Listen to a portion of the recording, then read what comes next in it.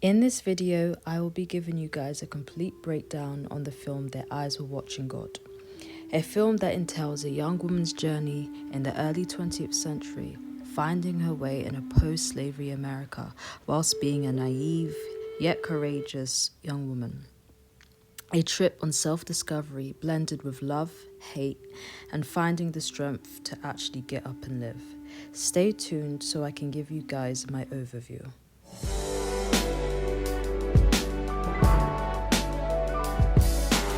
Their Eyes Were Watching God is based upon the novel by Zora Neale Hurston, and it stars Halle Berry, Michael Ealy, and Ruben Santiago Hudson. In the opening scene, we can see a woman coming back from something that seems to be quite devastating. She seems demoralized and she doesn't have any belongings on her. It's literally just her.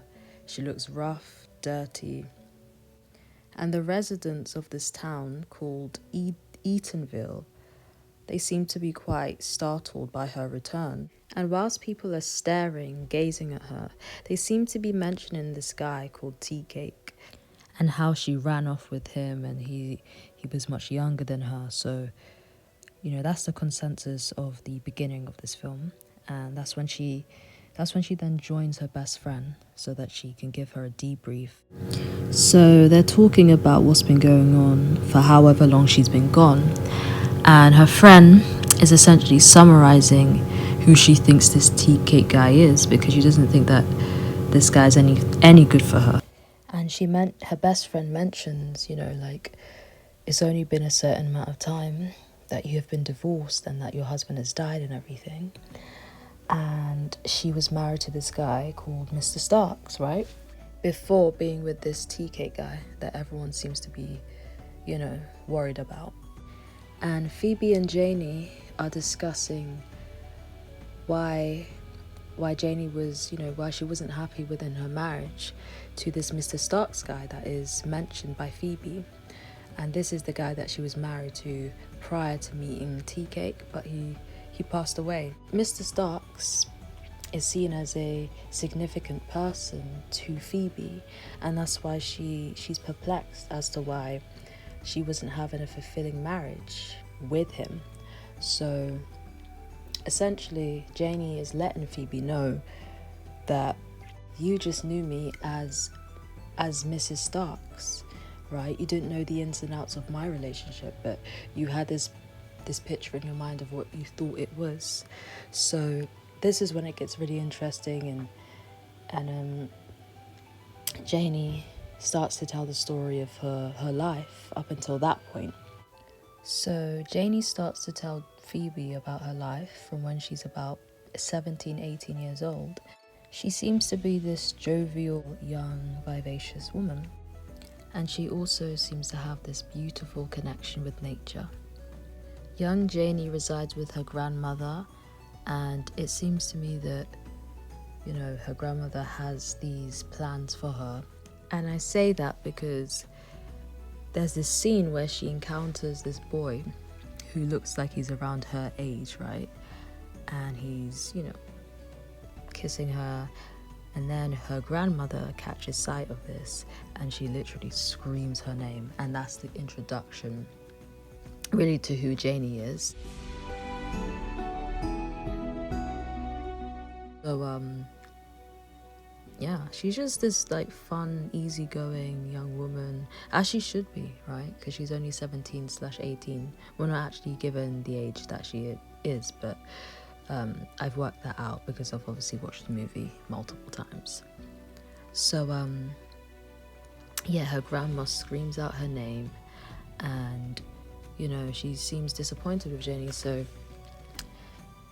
within their conversation, she breaks it down to her that it's time for her to get married. It's time for her to start taking her life a little bit more seriously, and that Janie needs to get married to this man named Logan Killix, right?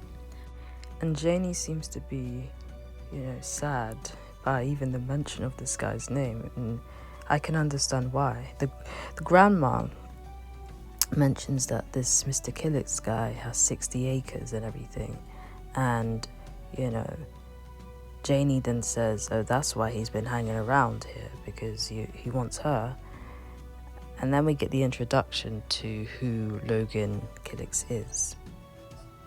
Logan Killix, is a man that's probably way into his 60s or early 70s. So naturally, a young woman is going to be, disgusted by this and everything. And she was.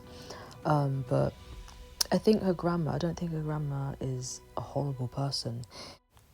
Janie's grandmother doesn't want her granddaughter to suffer, and that's why she's pushing her off to this Logan Killix guy, because he has the acres of land and he's already worked all of his life, meaning that he has everything that she needs to make sure that she's well off, right? So Logan and Janie go on to be married. And the sad part is that we don't end up seeing Janie's grandmother again throughout the course of this movie. So they get married now and the work starts, right? Even her grandma was telling her about the kind of duties that she had to fulfill, like cooking, cleaning, and making sure that his dinner was ready at a certain time. And she starts that. So Janie began working, really, as his wife, with farming and cooking and cleaning. And, there's a scene, right, where Logan is lying in the bed and Janie is not attracted to Logan in any way, so lying next to him, she feels disgusted. Now, Logan Killix doesn't seem to be this, ill-tempered man or anything like that. He seems to be pretty decent in terms of his character. She doesn't really want to be there, but she's just doing what she's been told to do. And her grandmother has forward planning, so she's thinking about her future, right? She doesn't want her to struggle. So she continues to work on his land, helping with the animals, farming, those kinds of duties, until one day she ends up bucking up with this new man. So whilst Janie is working on the farm and she's surrounded by pigs, this guy who is really well dressed comes and helps her with the pigs, but it's like he just comes out of nowhere. He already had his eyes set on her from a distance, and then he comes up to her, helps her out on the farm a little bit with gathering the pigs or trying to let them back in. And he approaches her, tells her about building up this new coloured town called Eatonville, and that she shouldn't be on this farm working. This man comes up to her and says, a pretty girl like you needs to be treated like a lady, and why are your parents allowing you to work like this? And he's shocked by the fact that she said that she has a husband, but he has his eyes set on her, and his name is Joey Starks. Now, Janie seems to be quite pleased after this encounter with Mr. Starks, and she ends up going back to her husband Logan, and she asks him, what would you do if I left you, right? And in his defense, he says, I got 60 acres and I ain't no young man. When I pass everything passes to you. Janie is just lying there thinking about what her next move is going to be, especially after what Joey had to say to her. So then Logan is like pretty relaxed about it. He doesn't seem to be, as I said from the beginning, he isn't this like ill-tempered person who's abusive or violent or anything like that, which is the bare minimum, by the way. He ends up just saying to her, do what you got to do, right? Kind of allowing her to move on if that's what she really wants. But he is stating to her that everything that I have belongs to you, and you don't have to worry about anything in terms of finance or anything like that. So when that happens, she ends up leaving. She ends up packing her bags very swiftly, and Joey and her end up getting married. And she says, Joey brought me all kinds of pretty clothes, and I became Mrs. Janie Starks. Then Joey and Janie arrive at Eatonville, and the residents at Eatonville have been there for about a year, just over a year. And one of the residents actually thinks that Joey is Janie's father, because in terms of their age gap, I think that Joey must have been at least 20 years ahead of her. That resident, his name is Amos, and he seems to immediately have a crush on Janie. And he's probably definitely a lot closer to her in age. Janie is enamored by Joey Starks, and you know, she's really fond of him because she has been able to leave the first husband that she didn't really like. You know, although he wasn't a horrible person, you know, she didn't want to be around this old man where they have nothing in common, and she's not even attracted to him in any way, right? And Joey comes on this horse and carriage, kind of there to rescue her, right? Well, that's what she thinks. So after the marriage of Janie and Joey, they head down to Eatonville, and in Eatonville, it hasn't been built up very much, and we have to remember that this movie is based upon the early 20th century, so it's like post-slavery and things are being built. African Americans are figuring out what their place is in society, and this is a time of industrialization when that's just coming up and everything. So as I said, they head down to Eatonville and see what this place is about, see what the coloured folks are doing, right, and what they have been up to within that year and a half, or just over a year. And what Joey and Janie find is that Eatonville needs the work, it needs help, it needs love, it needs care. And immediately, Joe takes on that responsibility, and it becomes his own project that he wants to be head of, that he wants to be in charge of. And to add to that, Joey has a huge dream of making it into a well-rounded built town. So he has big dreams, meaning that he needs more land, right? So he gets into that mindset right away of making this Eatonville something to be proud of. And yeah, Joey, he ends up making that decision to buying more land, right, from the owners of that particular region. It's an exciting time for not just him, but the residents who've been there for a year and a half, and they start building immediately, and it becomes a dream to reality.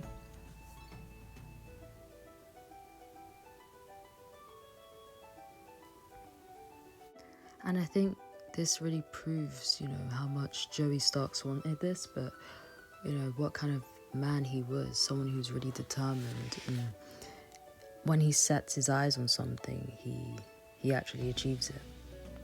And before long, Eatonville becomes a place that he's definitely proud of. So at this point, Janie is getting used to being the mayor's wife and, all of the good things that come with that.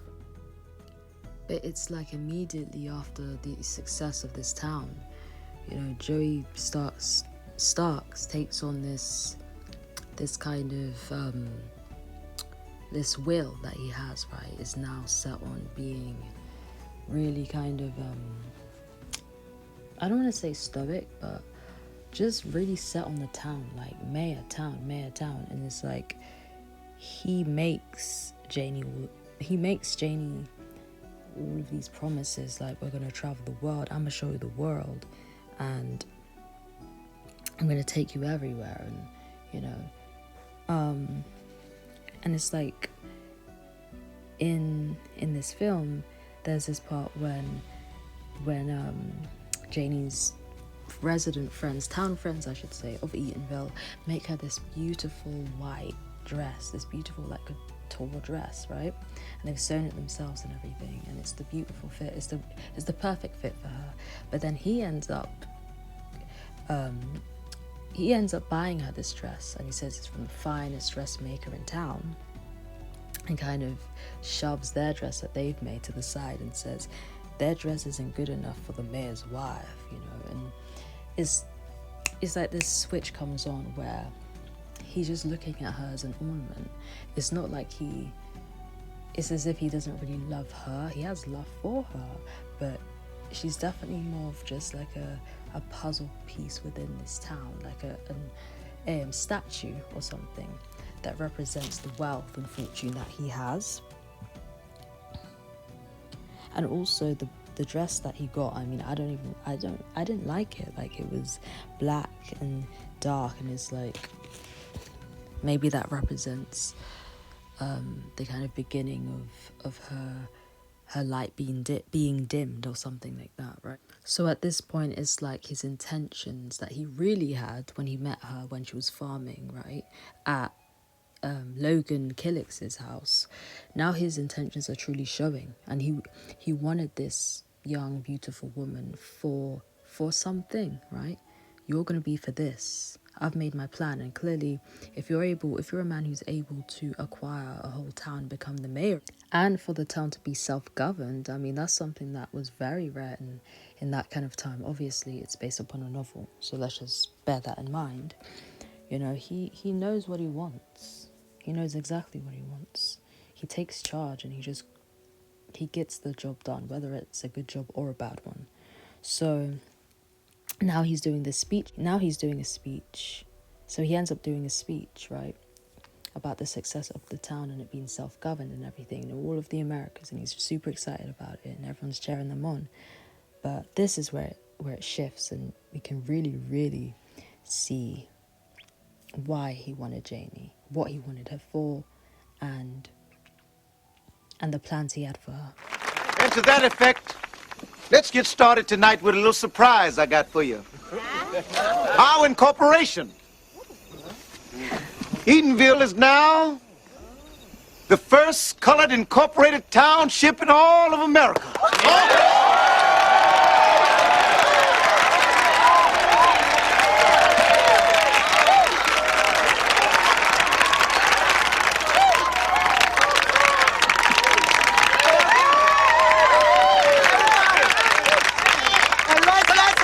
A few words of encouragement from Mrs. Master. Mrs. Master, come on now. Thank you for your compliments. But Mrs. Mayor Starks don't know nothing about no speech making. I didn't marry her for nothing like that. Brother Pastor. The nerve, right? Like, to humiliate your wife like that. But I'm not surprised, and I think if Janie wasn't so young, she wouldn't really be pedestalizing Mr. Joey Starks on a pedestal to where she thinks that he's this nice guy. He's cutthroat, right? He knows what he wants, he goes for it, even if he ends up hurting his own wife's feelings. And it's also ironic that, the residents are singing, "This little light of mine, I'm gonna let it shine." But she's wearing black, and it's just ironic, like her light is being dimmed down in the midst of all of this celebration. So he knows what he wants Janie for, right? It's for the status, as I said, and it's for his own gain, and he knew exactly what he wanted from the very beginning of this of meeting her at Logan's farm, right?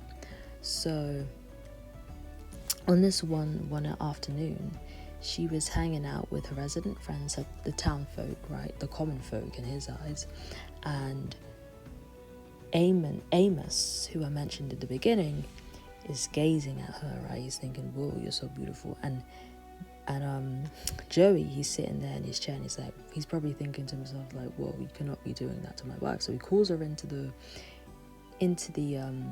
premises, and he's like, "Janie, come." He's like, "Janie, come, I gotta talk to you. Got work to do."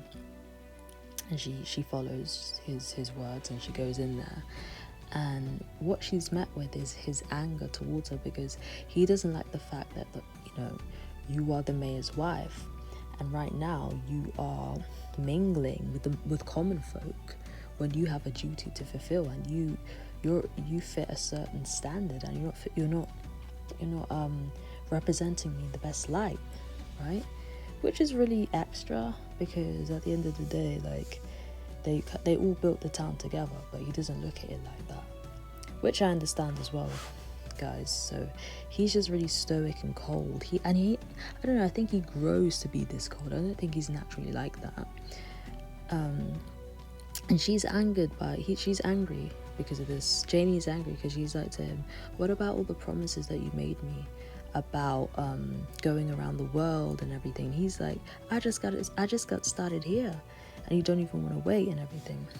But it's like she's young, and if you're a young woman who's still like a teenager, who's just about a woman, like, your mind is set on the niceties in life, right? And I understand her. So she is very childlike. She is, for a reason. So he then ends up passing her this head wrap, and he's like to her, yeah, you need to wear this because you're the mayor's wife. And she's like, wrap my hair up like an old woman? And he's like, yeah, you are the mayor's wife, and you have to live up to the standard of that. And she's like, no. Immediately she rejects that, and she runs off, and she goes off to try and pack her bags. But then he says to her, where are you gonna go? Where the hell are you gonna go? You're just gonna be used as a plaything, a play doll, right? For men to play with. And then she quickly realizes, yeah, this is true. But the funniest thing is that it's like, you're already defining this girl. She hasn't even been given the chance to go out into the world. And I think him coddling her up like this made her kind of like really attached in a way. So I don't know. I think with the first husband, Logan Killix, is like, at least, I mean, I understand like it's gross, she's with a disgusting man, but he doesn't seem to be, I don't know, it's disgusting all the way, but she knew where she stood with him. Whereas with him, with Joey Starks, she didn't know the ins and outs of it. She had no clue as to what he really planned for her, So in turn, she ends up putting that head wrap on, whether she likes it or not, and starts really, really, really working for him.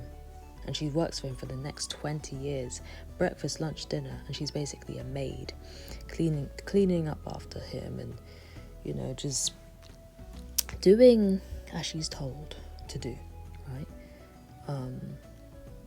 I think the first husband, he had plans for her as well, but maybe she had a bit more freedom, and there wasn't so much responsibility of being the wife of someone really significant in society.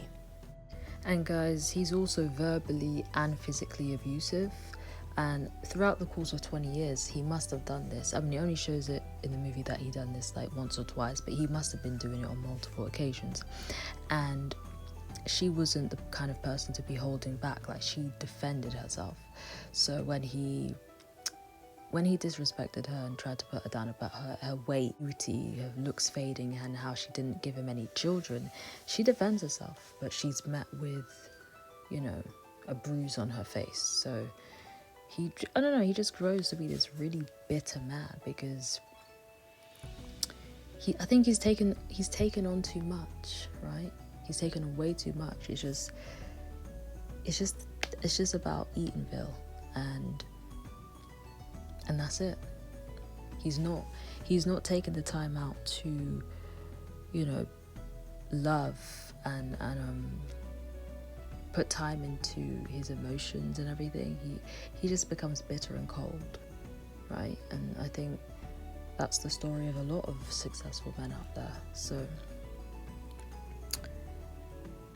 sadly, Joey ends up getting this disease, this sickness. I don't know exactly what it is, but he ends up getting very ill, and he ends up passing away.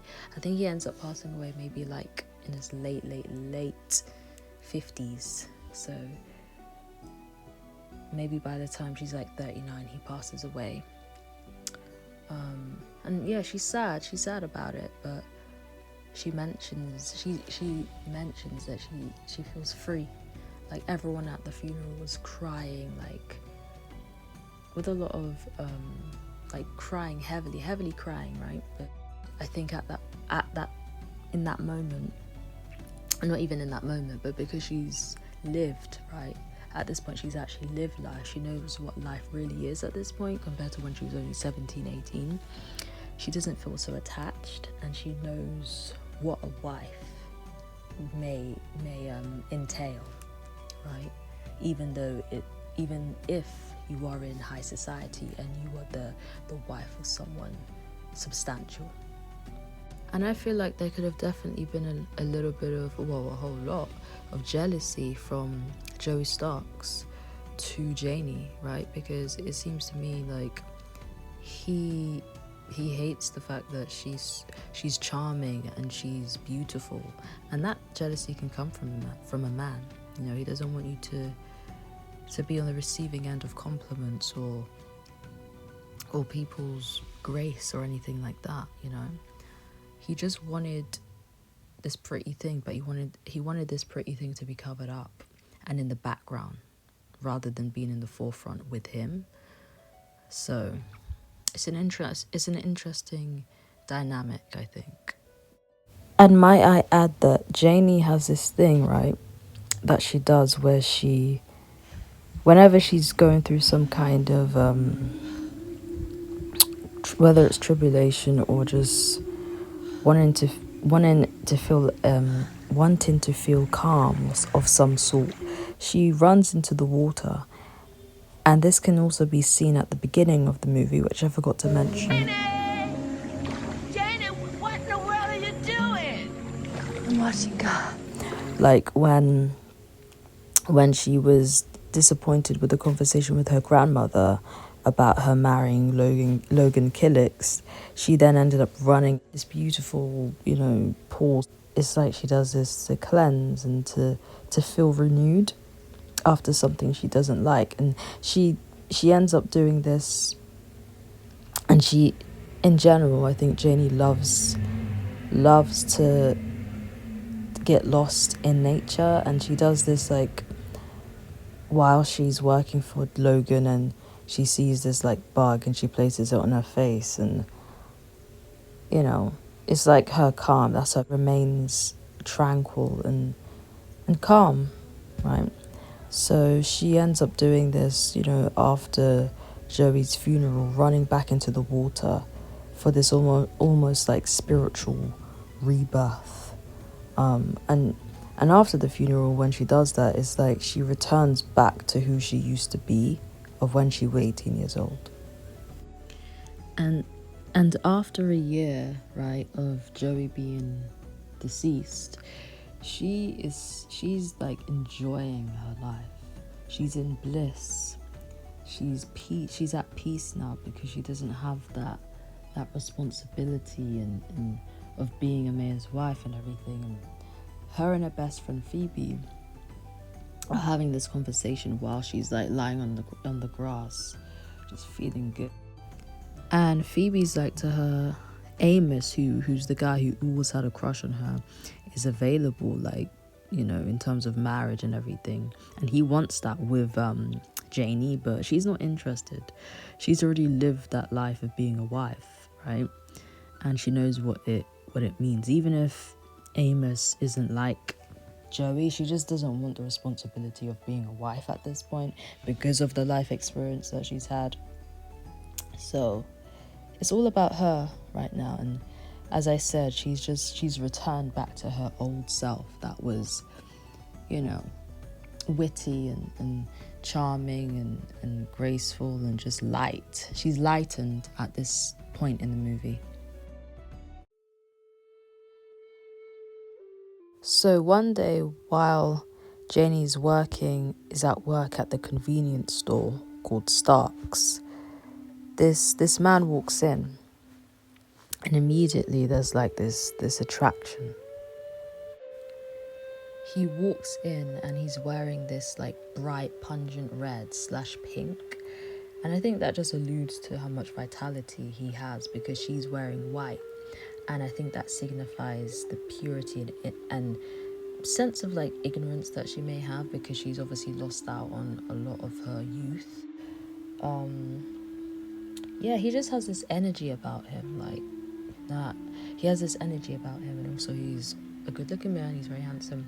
So she's just like taken aback by him, because it's just, he's kind of, how do I say it, he's kind of rugged and free, like that's his essence as soon as he walks in, right? So then he's like to her, how about you play me some checkers? So she's playing it, and she's like into this guy, like off the bat. He's teaching her how to play, and then he's like, you a wild one. And she's laughing, she's giggling, and she just seems like her old self, like what she would have been like when she was 17, before she got,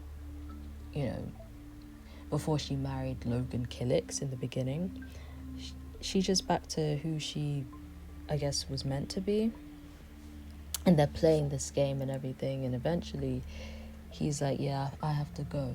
But when he does that, it's like he immediately becomes stoic, and it's like he's trying to, I don't know, maybe lure her in, kind of flickering this invitation of being open in the beginning of meeting her. But then when they part ways, he just becomes a little bit like distant, and he's like, yeah, I gotta go now.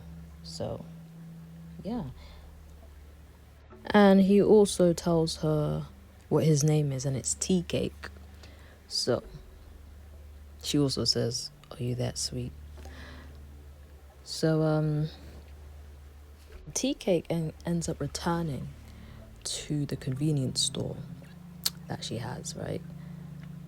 And but this time the residents are around, because the last time that he went down to the convenience store, it was just empty. The town was empty because there was some kind of like, maybe, I don't know, some kind of event going on to where like there was no residents around.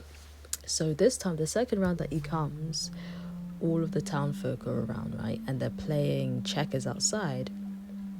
And then he's there, and then Janie is working in the store, and then he shouts out to her, Janie, come play some checkers with us, right?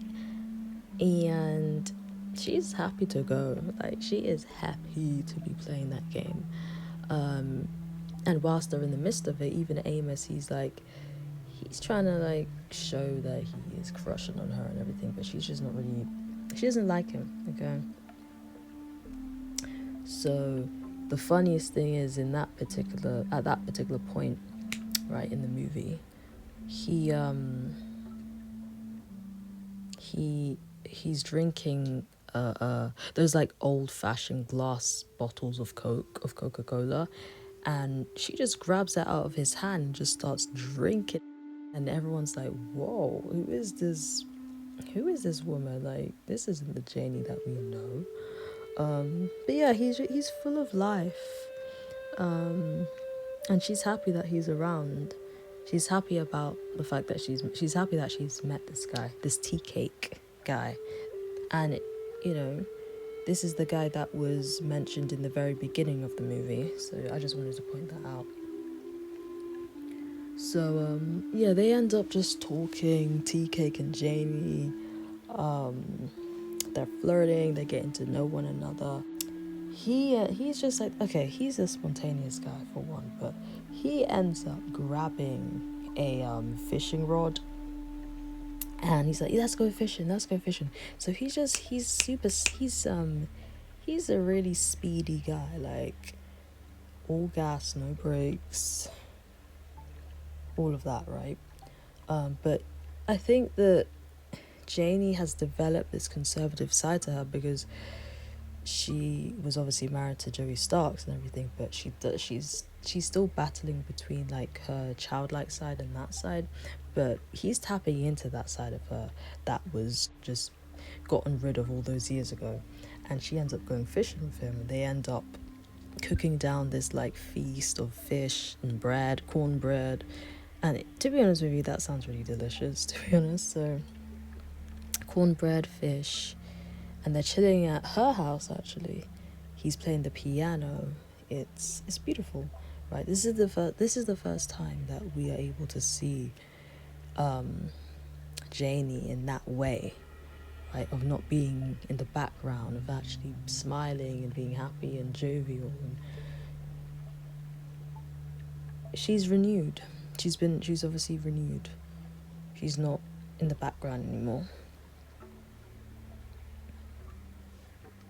And then, Tea Cake is whispering these sweet nothings in her ear, saying, "You're pretty," and obviously she is. And then Janie's like putting herself down and saying, "And old." She's a bit older than him, right? Oh yeah, by the way, guys, she's nearly 40 and he's around like 26, 27. And she even says to him, "I'm older than you," and everything. And she is wise. She's got some kind of wisdom, and she's not just going to be allowing this young man, I should say, to pull her into his world just like that. And she ends up kicking Tea Cake out and saying, like, I'm not one of your lady friends. Know that.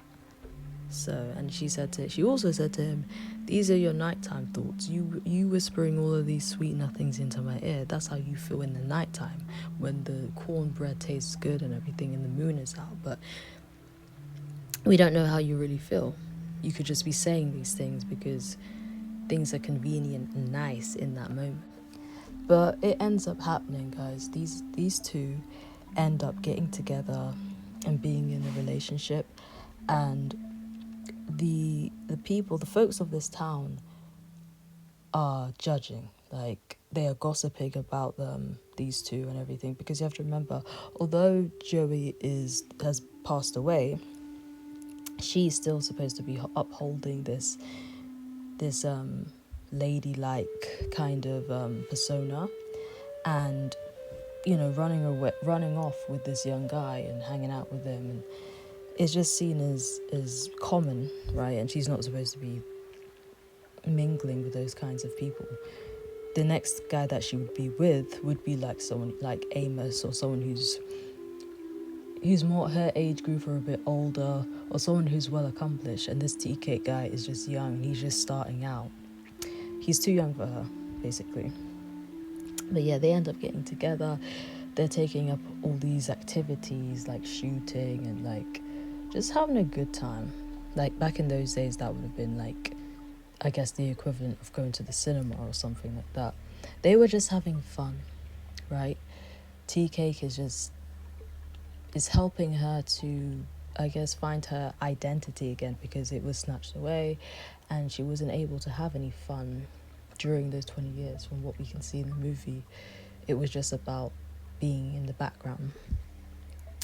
And I think with Tea Cake, he just likes her for who she is, and she's able to express herself. But I think it's a bit of that, but also I'm gonna say that but yeah, neighbors are judging and watching, and even the shopkeeper who works for Janie is like telling the gossip to the people, like, of them, staying out late at night and fishing and things like that. So they continue with their relationship. They're having a good time, and they end up going to this bar, this like club. It seems like a bar or club that would be for the common folk, but really and truly, she wanted to be up in these places. She wanted to be having a good time. This is what she really wanted from Joey Starks. But Joey Starks provided, but only one side of what she wanted. She wasn't able to get that from Joey. But with this guy, he's kind of replenishing her in that way, of her being able to be completely free. And they're just having a good time, an incredible time.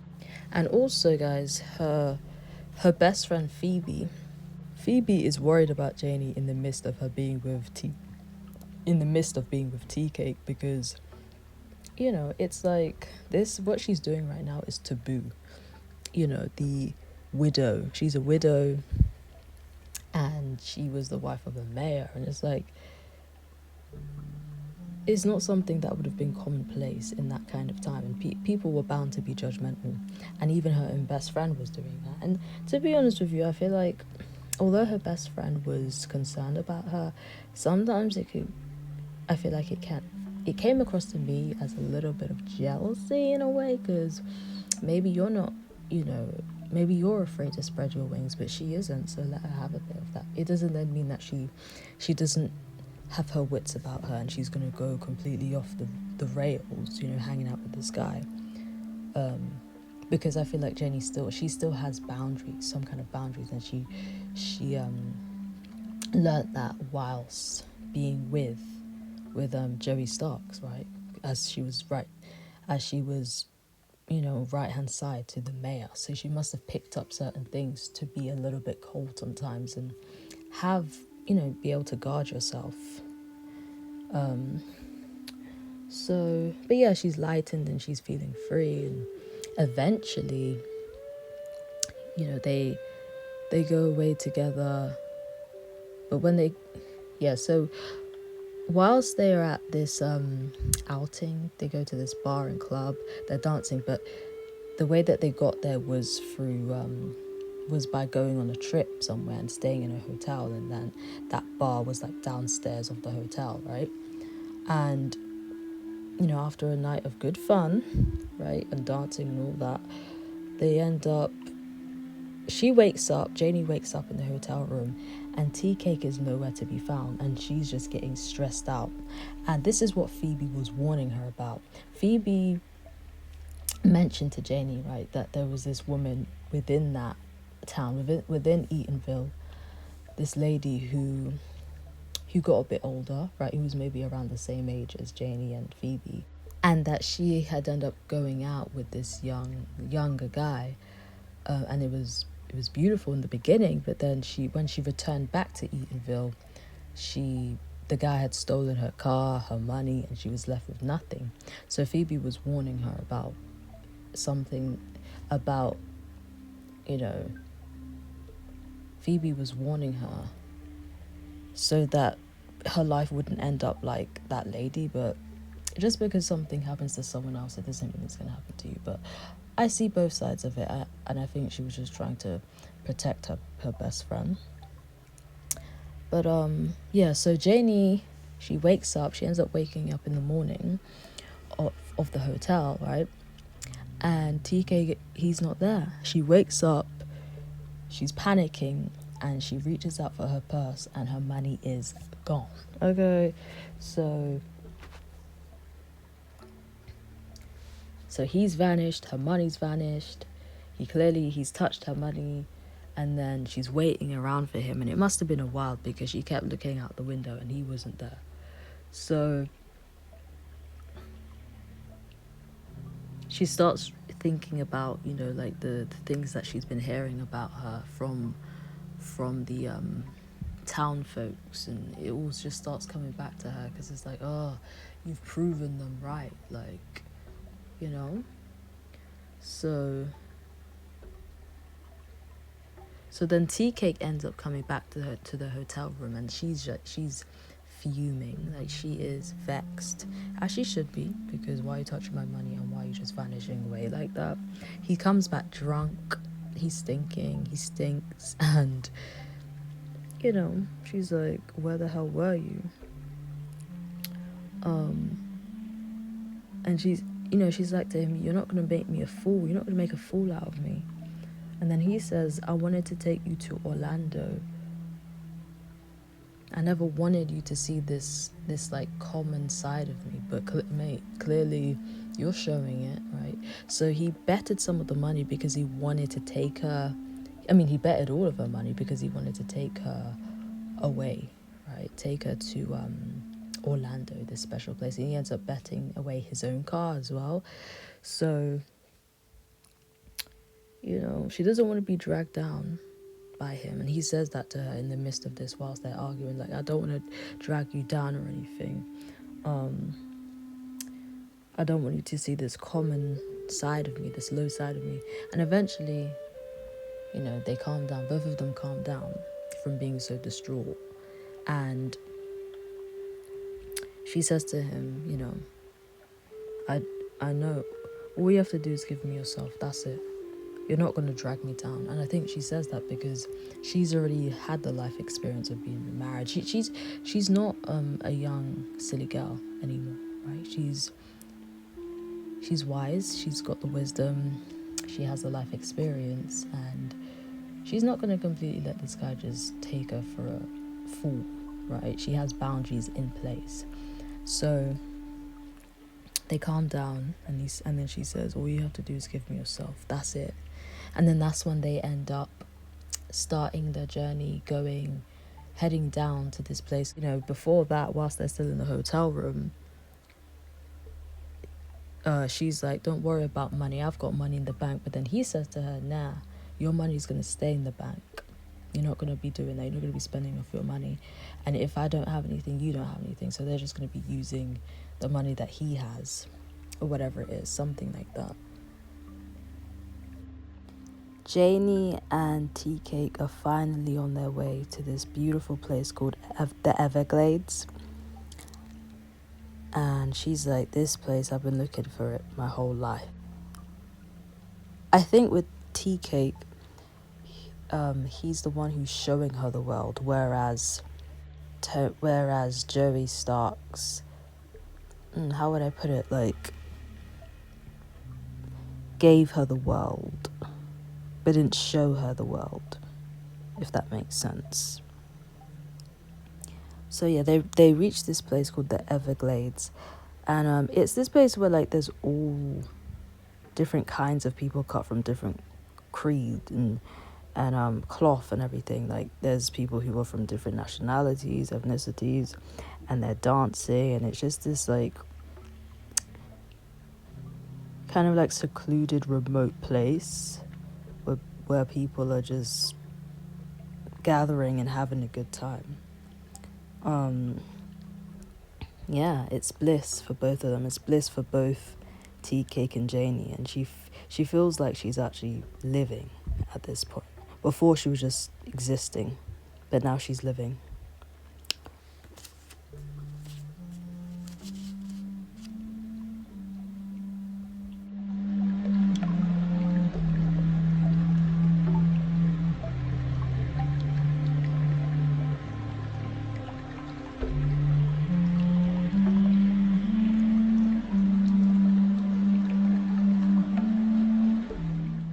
And I think that Janie and Tea Cake must have been staying at this place for weeks at a time, or maybe even a couple of months. It doesn't actually state that within the film, but you know what? It's actually really sweet seeing Janie finally have her happily ever after. This is just what she was wanted, throughout her life. She just wanted freedom. And she's there now. So yeah, the music is going, people have got their instruments out, people are just having a good time. So they're enjoying it. But I understand her grandmother in the beginning, making sure that she made the right decision with marrying up, because she was thinking about her stability. And running away with Tea Cake and everything, it's cool and it's fun, but if she didn't have the finances, she would just be running around with no sense of direction, and I don't think that's a good thing either. So I don't know, maybe if she didn't get married to the first guy, Luke Killicks, I don't know what kind of woman she would become, whether she was going to be the kind of woman to set up her own business, especially in that kind of time. I mean, I don't know if it would have been that easy to do something like that, but it's nice that she has the stability to where, yeah, she can have her fun, but she's got somewhere to go back to. She has a whole town to go back to. So I just wanted to mention that. But it's nice. I think it's nice to see her in that. I think it's nice to see Janie in that state of just bliss. and that's all she ever wanted. Some people don't even want like the riches of life. They just want to be able to be free and go wherever they please, and with someone who, you know, accepts them for who they are. But in the real world, I don't think that's as easy as it may seem, because things come into that. There's other things that come in the way of just sitting there in bliss, you know. So one day, at this Everglades place that they're staying at, you know, inhabitants, they start packing up because there's a hurricane on the way, right? So they're gathering their boats, their trucks, so that they can move to higher ground, so they can get to higher ground as soon as possible. And a lot of them are doing that, right? And people are warning Tea Cake and Janie about this, but I think both of them, both Janie and Tea Cake, they have this attribute about them, and it's like they think they're invincible. You know, they think they're nothing. I don't know. It's like they're both very childlike, so they're not thinking every single thing through. So they ignore the inhabitants of this place, right, and the people that are staying there, and they're like, oh, it's just a little wind. We'll be fine. We'll be okay. So people are warning them, and then, you know, and then this guy, he comes up to them, right, and he's on a truck with a couple of other people, and he's like to them, y'all want to come? There's going to be a hurricane, but if we move now, we'll be all right. But they're sitting there, they're just chilling there. They're not even paying the guy any attention, and they're like, no, it's all right, it's just a little wind. And the guy's like, suit yourself, okay? I know that if that was me and I was in that predicament, I would have got on that truck real quick. I wouldn't have even needed the second warning. As soon as I would have heard there's a hurricane, I'm out, okay?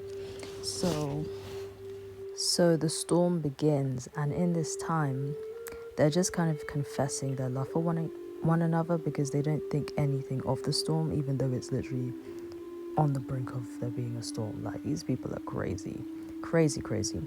So he's like to her, I never knew you were so satisfied with me like that, because she says to him, you know, I'm just happy with you for you being you. The storm becomes very, very, very destructive. Like, that water is flooding everything, right? And now they're like, oh, there's a storm now. So it gets really, really, really extreme and destructive, and the conditions of the weather have really changed at this point.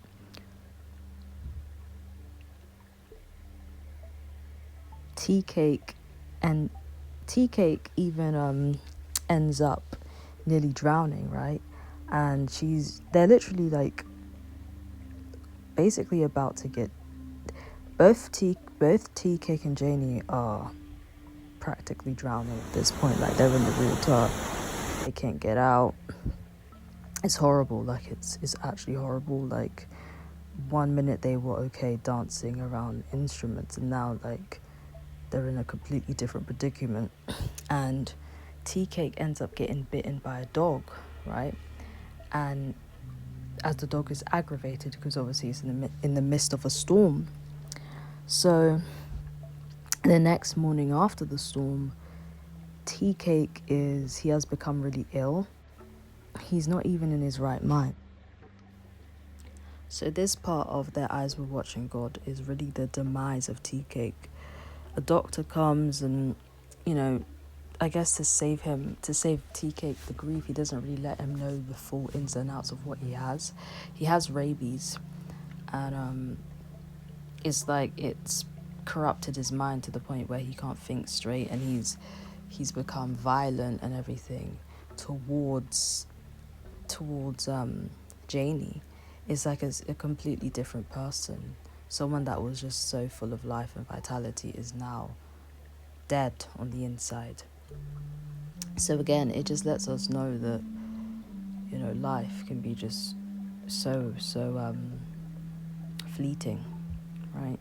So Janie is making sure that she is protected from him, because Tea Cake is literally threatening her with a gun and everything, and she says to him, fight this disease, fight this rabies thing. But unfortunately, it consumes him, sadly, very sadly. Like, they had a glimpse of happiness, now it's just gone, right? So she ends up having to shoot him before he shoots her. So yeah, he ends up dying. And it's just sad, because it's like you've waited 20 years of your life for someone who truly loves you for you, and they end up dying, And the worst part about it is that it could have been prevented if they had just listened to the passerbys of the Everglades. So yeah. And then, the movie goes back to Phoebe and Janie, right, her best friend, because obviously she's told the story from, her teenage years up until that point of her life, to when she's around 40. And then Phoebe's like, you know what, I might have to go fishing with my husband. And now she understands. She truly understands Janie now, right? Because she just had this idea about her. This story is about self-discovery and being able to maneuver different predicaments that life is going to throw at you. And, God being this overwatcher and creating these experiences for us so that we're able to learn, and we're able to build resilience, and we're able to find our way. And I think this film done a really, really good job of that, of placing different people in front of this young woman, finding out, and then us finding out how she deals with that, and whether she's going to give up or not, right? Because you can't even control what happens in life. All you can do is find your way of dealing with it. If you guys enjoyed watching this breakdown today on Silk Synopsis Breakdown, let me know. Be sure to like, comment, and subscribe. This was definitely a long one, but I really enjoyed breaking it down, giving you guys my point of view of this film. And I think with this kind of film, you can learn a lot from it. So that's why I chose this film to give you guys a synopsis on. But I hope you guys enjoyed watching, and see you guys later.